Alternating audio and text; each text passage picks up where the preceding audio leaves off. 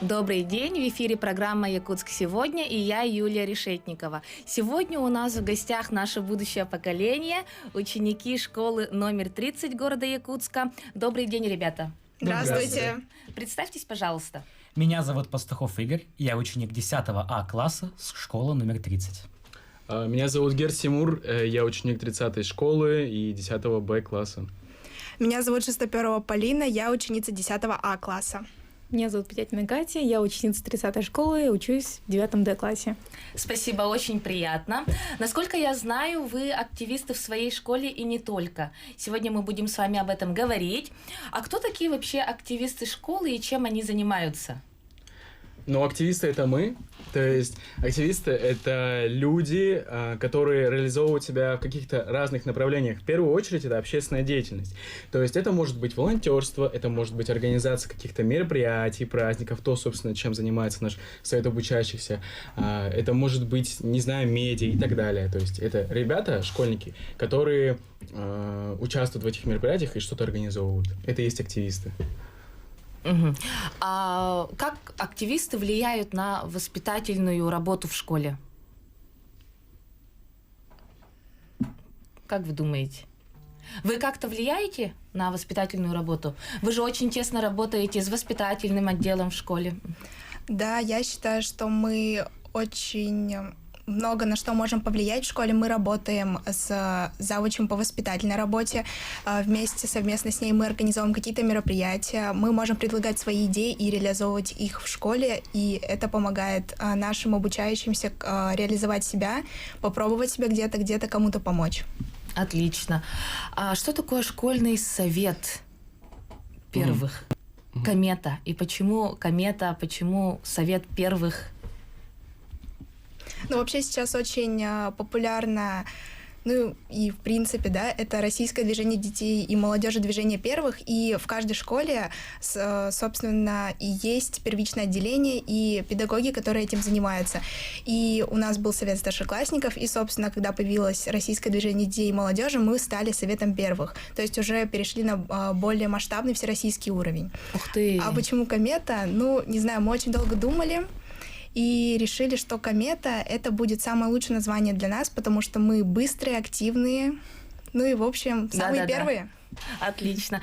А вот с какого года вы стали кометой? До этого просто совет старшеклассников был? Да, до этого мы были советом старшеклассников, и вот как раз-таки с этого года, когда у нас все-таки более все начало развиваться, вот это вот всероссийское движение, мы уже решили переименоваться, чтобы нас узнавали в школе. Не просто как совет старшеклассников, а уже комета, совет первых. Хорошо. Друзья, хочу вам напомнить, что вы можете присоединиться к нашему разговору по телефонам прямого эфира 32 00 66 и 32 11 66. Так, ребята, я хочу каждому из вас задать, так скажем, индивидуальные вопросы. Полина, как ты начала свой путь в детских движениях? Ну, вообще, я была всегда очень активным ребенком. В садике я была активистом в своем садике, много где выступала, участвовала, и вот так вот переросло это все в школу. И с класса 7, наверное, я узнала о таком конкурсе, как «Большая перемена», и отсюда, собственно, все и завязалось. Я увидела, что всероссийские какие-то движения, они дают очень много всего не только для развития и опыта, но какие-то поездки, новые знакомства, опыт и так далее. И мне это очень понравилось. Далее я узнала о РДШ, Российском движении школьников, и уже, когда оно переросло в движение первых, я, собственно, стала активистом движения первых. Хорошо, спасибо. Тимур, а почему ты активист? Я активист, потому что я захотел им стать, то есть я хочу реализовывать себя в каких-то направлениях, и я понял для себя то, что я не хочу быть обычным человеком, не делать ничего полезного для общества. Я хочу быть активным человеком, я хочу заниматься спортом, я хочу участвовать в мероприятиях, я хочу организовывать эти мероприятия, хочу ездить по различным лагерям и так далее. То есть мне интересна эта жизнь, мне это интересно, и я хочу этим заниматься. Поэтому. Спасибо. Игорь, а ты почему? Вообще, Занимаешь активную жизненную позицию? Вообще, когда я учился в младших классах, например, 4, 5, 6 класс, и совет старшеклассников, тогда он назывался Skyfall, под руководством Любови Игоревны, я видел, как ребята работали, и то, какой труд они вкладывают во все мероприятия. Например, организовывают посвящение в пятиклассники, Новый год и другие мероприятия. Я видел это и загорелся желанием тоже вступить в этот совет и заниматься этим. Я даже помню, что Любовь Игоревна мне рассказывала, что когда я был еще в младших классах, когда мне еще нельзя было вступать в совет, я всегда подходил к ней, спрашивал про совет. Она уже боялась меня. И сейчас, в 8 классе, я вступил в совет, и сейчас я являюсь секретарем совета первых. И мы с ребятами проводим активную работу к предстоящим новогодним праздникам. Отлично, спасибо. Катя, а ты почему тоже за активную жизненную позицию? Но это как бы началось с детства, когда у меня обрелся талант, показался насчет моего пения, да. Но я стала везде участвовать, и как бы мне это понравилось. Я любила, когда я где-то участвую, как бы каждый день мероприятий, мне это все нравилось. И вот в школе, например, как раз как у Игоря, я смотрела на совет старшеклассников, они мне тогда показались такими крутыми, такими взрослыми. Я смотрю на них и думаю, когда мне тоже можно будет вступить? Вот как раз в 8 классе я и вступила. Такое большое желание загорелось тогда. У меня как бы было тогда, сказать, много талантов, да. Я хотела показать их все в совете старшеклассников, выступать там. Хотела как бы проявить себя. Ну и вот сейчас я тоже являюсь советом старшеклассником, да. Движение первых там. Хорошо, спасибо. Ребята, а при каждой школе, да, есть такие советы старшеклассников? По идее, да. Ну, где-то они только недавно появились, где-то они давно уже есть, где-то еще, возможно, даже нету. Но, по идее, везде должны быть. Хорошо. Полина, а что такое российское движение детей и молодежи? Ну, вообще, российское движение детей и молодежи, движение первых, это объединение абсолютно всех российских движений под одно крыло, чтобы у каждого граждана России была возможность проявить себя, попробовать себя, найти себе единомышленников, получить какой-то опыт, получить поддержку от педагогов-наставников. Хорошо. Тимур, я знаю, что ты занимаешься волонтерской деятельностью. Знаю, что при 30-й школе есть волонтерский отряд. Подробно расскажи, пожалуйста. Верно. Если говорить о моей волонтерской деятельности, да, правда, то есть я организовал в своей школе добровольческий отряд, и мы назвали его «Тимуровцы» не в честь меня, а в честь Тимуровского движения, которое было еще в Советском Союзе. И, собственно, мы тем же и занимаемся, то есть помогаем пожилым людям, помогаем инвалидам, разным организациям, ну и, собственно, тем, кто нуждается. Например, на 9 мая мы относили подарки детям войны и ветеранам, давали открытки в поликлинику, в больницу больным, то есть помогаем. Ну и есть детский общественный совет при главе города, в котором я состою. Там есть добровольческое направление, и я председатель этого направления. И, собственно, недавно мы запустили акцию «Лапа добра», которая направлена на то, чтобы помочь приюту для бездомных животных, который находится на Чеченко 57. Также мы проводили разные акции, такая как, например, тоже коробка добра для приюта, ну то есть для организации «Берегиня» и акция «Дорогу весне». Разные движения мы делаем, и акции, и дела организовываем добрые. Вот. Хорошо, спасибо, очень даже интересно, да? Добрые дела, они всегда, так скажем, будут в тренде. А сколько человек вообще в вашем отряде примерно?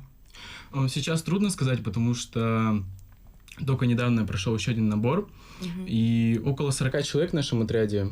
Кто-то сейчас уже выпустился, кто-то, может, еще придет.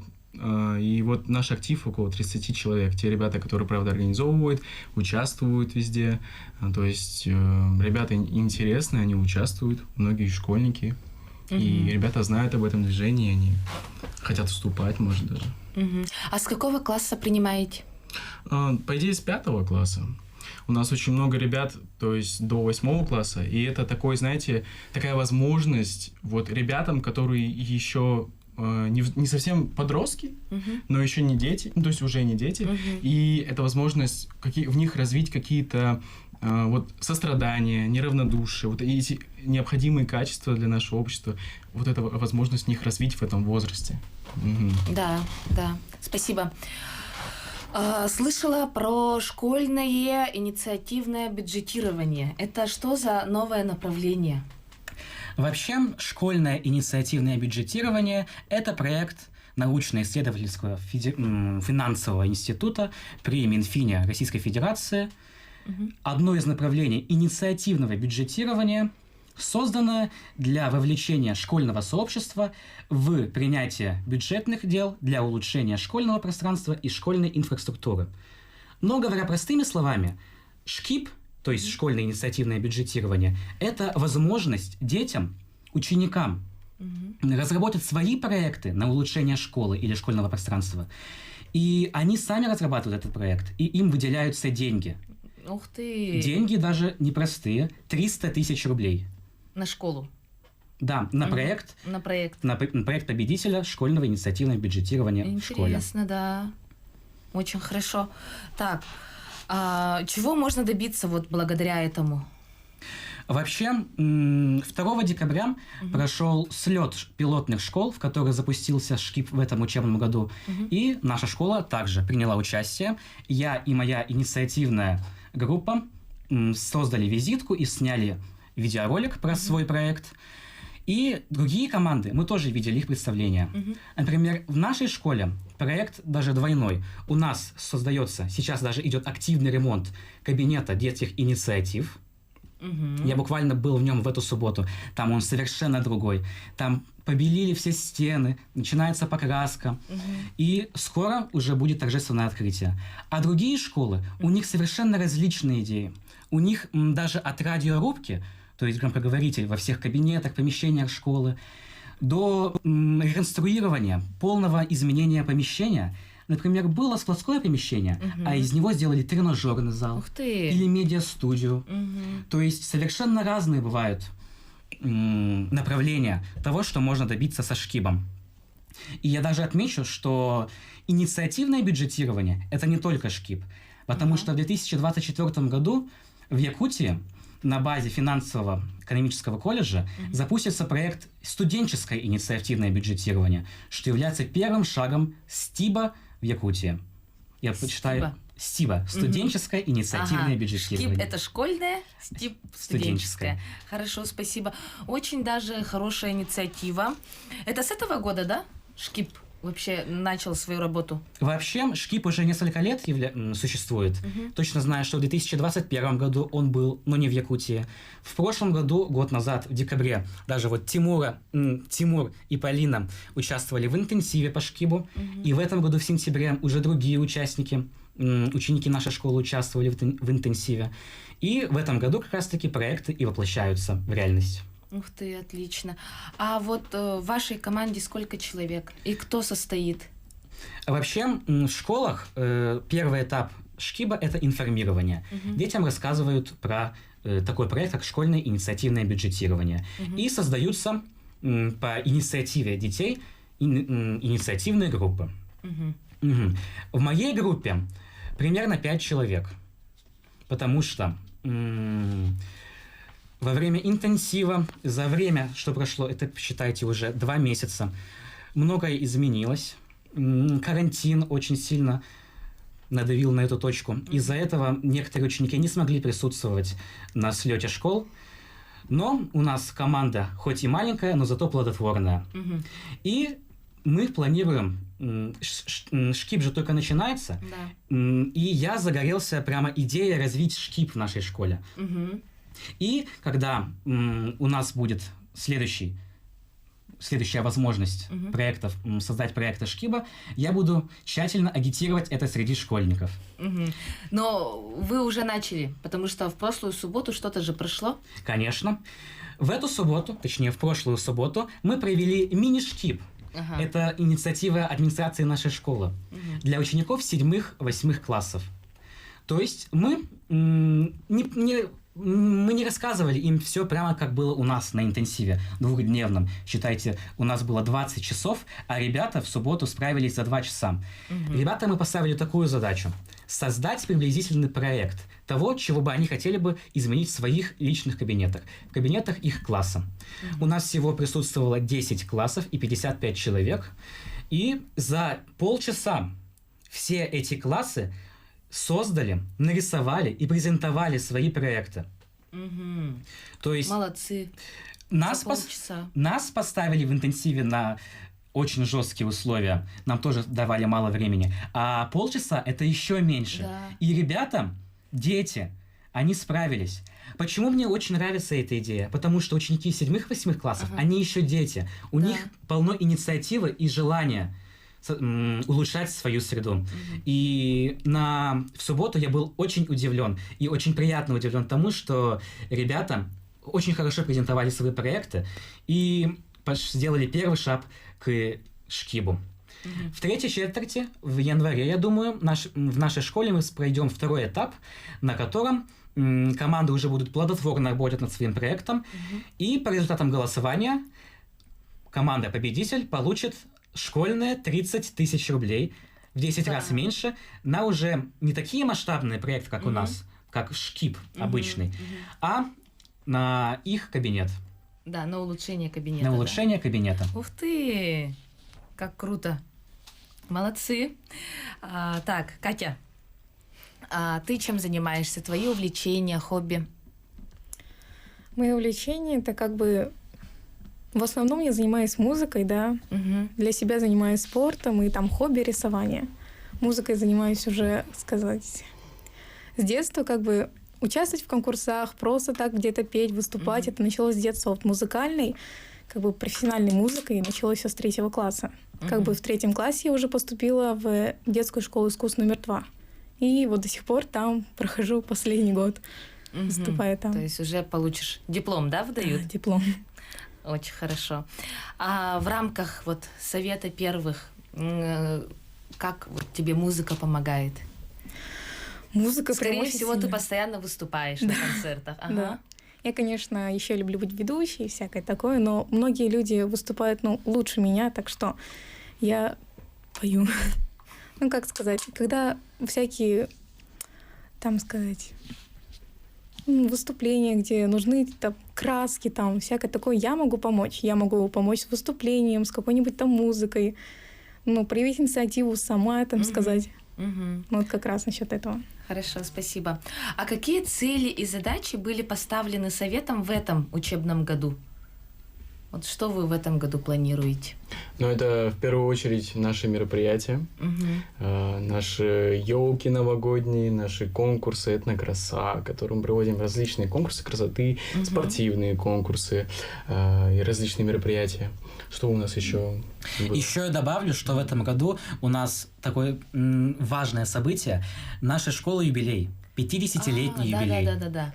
Расскажите, пожалуйста, немножко про юбилей школы.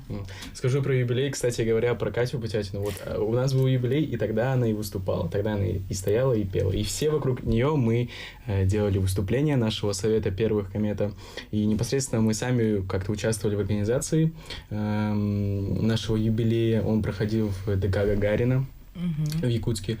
И, в общем, на мероприятии были как и ветераны труда, то есть педагоги школы, так и родители, так и ученики некоторые.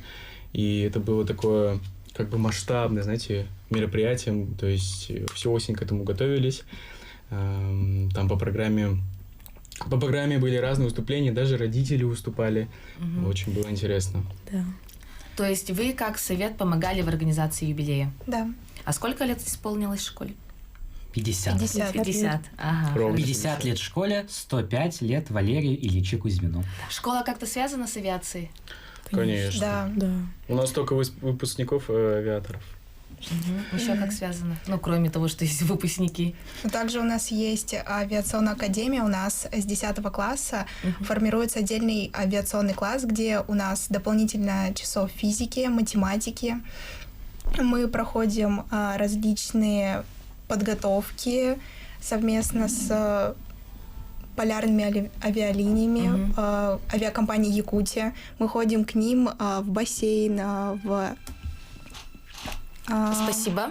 Дорогие друзья, сейчас будет короткая реклама. Оставайтесь с нами. Во второй части передачи мы продолжим нашу беседу с ребятами.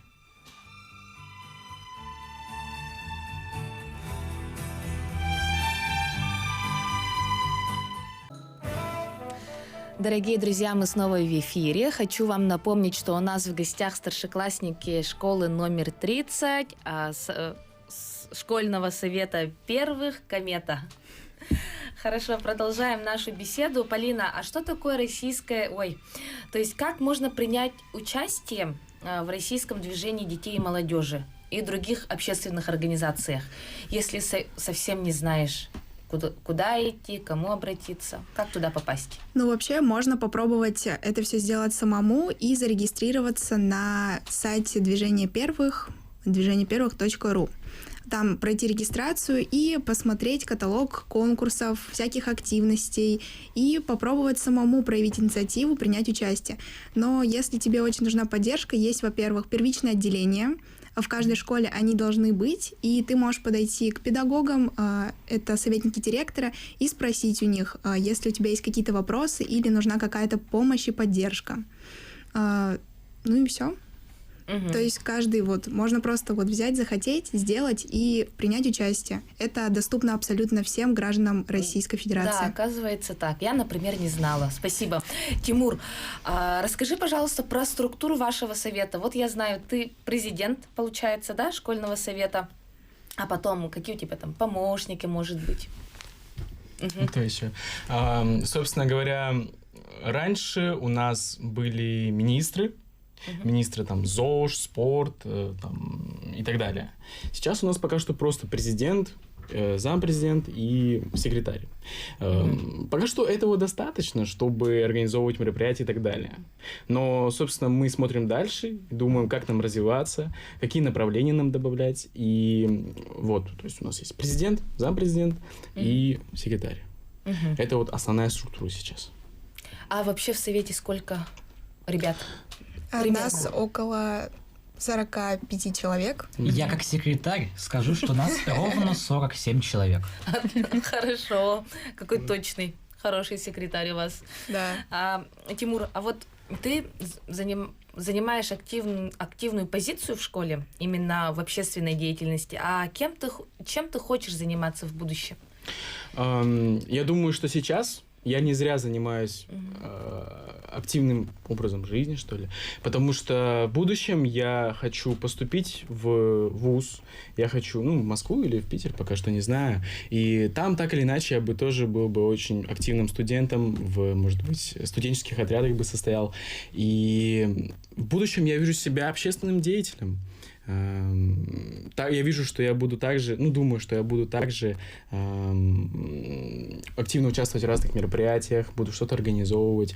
Я хочу отучиться на политолога, и кто знает, может быть, я свяжу свою жизнь с политикой или с бизнесом. Точно знаю, что я буду чем-то активным и очень, очень заниматься какими-то проектами. Да, ты уже сейчас готовишься. Определенно. Очень хорошо, да, супер. Хорошо, ладно. Как активисты совета взаимодействуют с другими структурами в школе, с администрацией, с учителями, с родительским комитетом? Мы активно взаимодействуем, как я уже и говорила, с завучем по воспитательной работе. Мы активно ведем с ней работу, согласовываем наши мероприятия, сценарии. То есть мы основной костяк, к ней подходим, мы можем обратиться с какой-то идеей, которую нам предложили ребята или которая есть у нас, и она обязательно ее поддержит или как-то отредактирует так, чтобы это все подходило в наши какие-то планы. А с организациями, предприятиями, фондами я знаю, что вы работали с благотворительным фондом «Харысхал» еще. Да, мы работали в рамках нашего ежегодного мероприятия «Мисс Весна». Ежегодно у нас весной проходит это мероприятие для старшеклассниц, конкурс красоты и таланта. И в рамках этого конкурса мы взаимодействуем как раз-таки с благотворительным фондом Харасхал. Они проводят для наших девочек мастер-классы. И вот как раз-таки в этом году у нас был этот конкурс «Мисс Весна-2023», и мы ходили к фонду, они рассказывали о себе вообще, о добровольческой деятельности, о том, как взаимодействовать с людьми с ограниченными возможностями. И мы сами в режиме реального времени попробовали поволонтерить на их мероприятии и узнать вообще, каково это. Давайте я дополню. Уже 2 года, это, получается, будет 3-й год, когда наша школа проводит свое мероприятие тоже весной «Этнокраса» для учениц уже не старших классов, а 7-8 классов. Это уже конкурс идет про особенности культуры и национальности. И наша школа, у нее согласие, договор с ДК имени Кулаковского, и это мероприятие проводится там. Этнокраса, как интересно. 30-я школа, она же еще многонациональная такая. Да, очень. Да, очень многонациональная. И я так поняла, что и этнокраса, и Мисс Весна, да? Мисс Весна — это у вас традиционные мероприятия, да, которые ежегодные. А еще что есть, кроме этого? У нас есть ежегодная битва титанов, проводится для юношей. Это мероприятие направлено на якутские виды спорта, проводят ее наши учителя физкультуры, и мы помогаем им в организации сбор ребят, которые желают принять участие, это, то есть юноши с 8 по 11 класс. Ну и как бы мы отвечаем там еще за атмосферу, собственно, за какие-то еще мелкие нужды там по типу подготовить грамоты, сделать награждение, там, вести таблицу и так далее. Снять все, сфоткать. Да, и распространить это все, соответственно, в наших государственных пабликах. Спасибо. А теперь такой вопрос. С какими трудностями, сложностями вы столкнулись как активисты? Игорь, что было сложнее всего, вот когда ты только вступил в совет? Я думаю, что в первое время были трудности, потому что совет старшеклассников, когда впервые в него вступаешь, это же совершенно новый коллектив. Если ты видишь, как они работали на протяжении нескольких лет, и ты вступаешь в совет старшеклассников, то это же уже совсем по-другому, когда ты не просто ученик, а ты уже сам участник и активист этих мероприятий. Это уже совсем по-другому. Но это трудности только временные. Вообще, сейчас поколение немного изменилось в связи с дистанционным обучением из-за коронавирусной инфекции. Поэтому и сама структура совета старшеклассников была изменена, но мы под нее успешно подстроились и сейчас активно работаем. У нас это получается хорошо. Спасибо. Кстати сказать, путь активиста — путь нелегкий. И так или иначе у нас когда-то возникают проблемы и очень большие трудности. Но на то мы и активисты, что мы не сидим сложа руки и решаем наши проблемы, и что-то хорошее и новое делаем. Да, и самое главное, делаем это всей командой вместе. И если кому-то нужна какая-нибудь помощь, мы всегда, конечно же, им помогаем. Будь то психологическая или просто помочь с чем-нибудь. Да, то есть если к вам ребенок, ученик там, 7-го, да, 6-го класса подойдет с какой-то проблемой, вы поможете ему решить этот вопрос. Допустим, если это проблема с одноклассниками. Конечно. Я вот скажу за себя. Могут обратиться ребята. Конечно. Телефон. Меня... У нас звонок. Алло, добрый день. Здравствуйте. Хангаласский УЛУС, Валерий Иванович Сертюшкин, участник боевых действий, и я человек военный. И вот хочу, очень приятно, что молодежь вышла в эфир. Спасибо. Особенно вот председатель совета Игорь нравится. Я бы хотел вот, как человек военный, узнать мнение детей, вот этих наших старшеклассников. Вот по 3-4 факторам. Вот вы знаете, что такое юнармия, вы знаете, что такое начальная военная подготовка, вы знаете, что такое вот сейчас санкции идут, сейчас спецоперации идет. И вот кадетская школа очень вот привлекательная для молодежи, для наших мужчин, для наших парней. Мы вот с детства были, служили в армии, готовились, прошли весь курс. Поэтому я хотел бы, чтобы наша молодежь, вот ребята, мужики настоящими стали мужиками и вот так же доблестно защищали свою родину, проявляли патриотизм и были настроены на защиту родины. Вот не только все время танцульки, не все время там Да, конечно. не все время, как говорится, спорт, а военное дело-то вот, снежный бар, прочее, вот такие раньше Орлены. Здорово мы росли, здорово были подготовлены, ДОСААФы были у нас, военкоматы были. А сейчас-то почти ничего нету. Да, вот как спасибо. насчет этого дети чувствуют? Да, спасибо за ваш звонок. Тимур, расскажи, пожалуйста, что вот в школе у вас проводится патриотическое?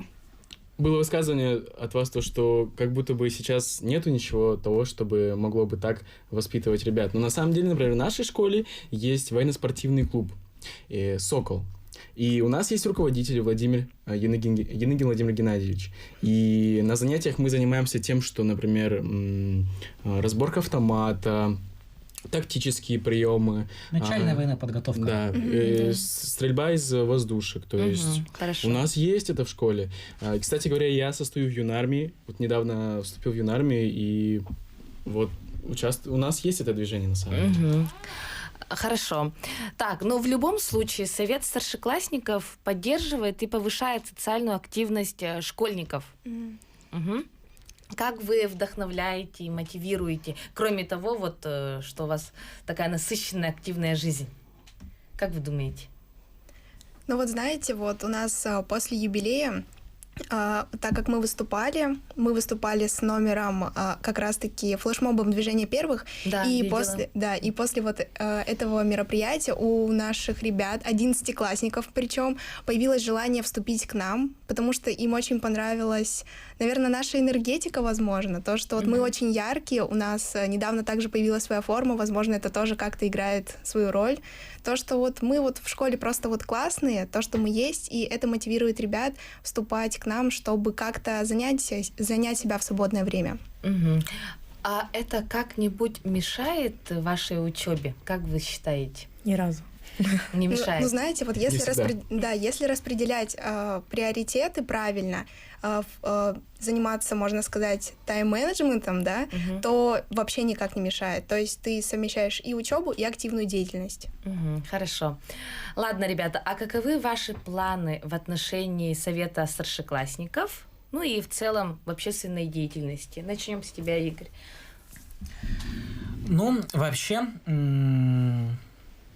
я стал секретарем Совета старшеклассников недавно. Вообще, я свою работу, если можно так сказать, делал давно. Но мы с ребятами, с Тимуром, с Полиной, подумали, и оказалось все то, что все то, что я делаю, это как раз-таки то, что делает секретарь. И мы решили, а почему бы и нет? Если я раньше был тоже вице-президентом, как и Полина, или староста школы, как меня называла Любовь Игоревна, то теперь я секретарь Совета самоуправления. А вообще, я скажу, что быть активистом, состоять в Совете старшеклассников, это не просто титул, это еще опыт. Это важный опыт для человека, особенно для ребенка, в организаторских навыках, в навыках работы с командой, и это в будущем очень поможет человеку. Даже после школы обязательно человек будет работать или как-либо контактировать с обществом, и это ему поможет. Спасибо, Игорь. Полина, а как твои планы насчет будущего? Ну, у меня, честно сказать, не знаю, какие планы, но я бы хотела также связать свою жизнь вообще с чем-то активным, не просто вот так вот, чтобы где-то что-то писать, какие-то документы, а где-то активно принимать участие, решать какие-то очень важные вопросы, предлагать свои идеи и, соответственно, их реализовывать. Спасибо. Ну, Тимур уже сказал, что с чем хочет связать свою деятельность в будущем. Кать? Но в будущем я хочу полностью себя посвятить музыке, собираюсь поступать в музыкальный колледж, полностью музыка, да. И как раз, мне кажется, Совет старшеклассников мне очень с этим поможет. Научиться быть активным везде, участвовать. Ну и как раз сейчас это помогает мне. Спасибо, ребят. Тогда, получается, советы старшеклассников, они не во всех школах? Ну, в большинстве школ они все-таки присутствуют. Вот, допустим, мы с Тимуром состоим в детском общественном совете при главе города Якутска, и не понаслышке знаем, что во многих школах они есть. И в нашем совете состоят также лидеры этих советов старшеклассников, и мы с ними знакомы и контактируем. Лидеры это как? Ну вот по типу те же самые президенты, вице-президенты. Лидеры — это как мы. Я еще добавлю, что в честь юбилея школы у нас проводились юбилейные кузьминские чтения. Это научно-практическая конференция в нашей школе. И мы с Полиной и еще с ребятами совета собирали информацию о советах самоуправления и детских общественных движений в нашей школе за все 50 лет. И мы с трудом откопали информацию и узнали, даже не узнали, а поделили временные промежутки на несколько периодов. На пионерию, на отряд дюповцев и нулевые времена.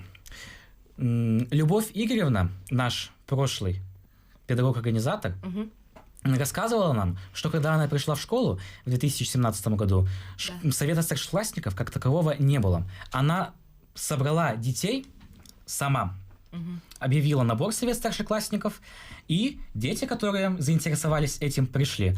Она даже рассказывала, что в первые годы, в то время, дети сами выполняли, организовывали мероприятия. То есть Любовь Игоревна говорила, например, нам нужно подготовить новогоднюю елку. И ребята говорили, мы сами все это сделаем. Даже так. А сейчас как вы же все сами все равно делаете, нет? Ну, В да. большом наборе. Больше людей. А первый президент кто? Ну вот с 2017 года, как Любовь Ерощенко Игоревна Виталий. пришла. Это парень, собственно, который в 9 классе стал президентом нашей школы. Сейчас он учится уже, если не ошибаюсь, в МГПТУ, ну, то есть он физика. Он парень очень технически, математически слаженный был, и сейчас есть. И вот он стал таким как бы первооткрывателем. И, ну, собственно говоря, это говорит о том, что парень и в школе был успешный, и сейчас в целом учится в Москве, и я думаю, у него дальше большое будущее. А как вы думаете, вот то, что у него такая активная общественная жизнь в школе была, это повлияло? Да, Да, определенно. безусловно. Да, я Я тоже думаю, так да. считаю. Хорошо. Ребята, сегодня у нас с вами получился очень живой разговор. Вы такие классные, живые, активные, вы мне очень понравились. А я вам желаю успехов в учебе, в вашей общественной деятельности, чтобы все ваши цели, мечты, все это сбылось. Мне кажется, вы мотивируете детей. Очень хорошо, вдохновляете ребят. И я думаю, что те, кто сейчас с нами был в эфире, они тоже много для себя открыли, потому что я вот, например, про ШКИП ничего не знала, да, это инициативное бюджетирование, да, про российское движение детей и молодежи тоже ничего не знала. Вот, с наступающим Новым годом вас! И вас Спасибо. тоже Спасибо. Всем пока! С наступающим Новым годом! До свидания! Пока.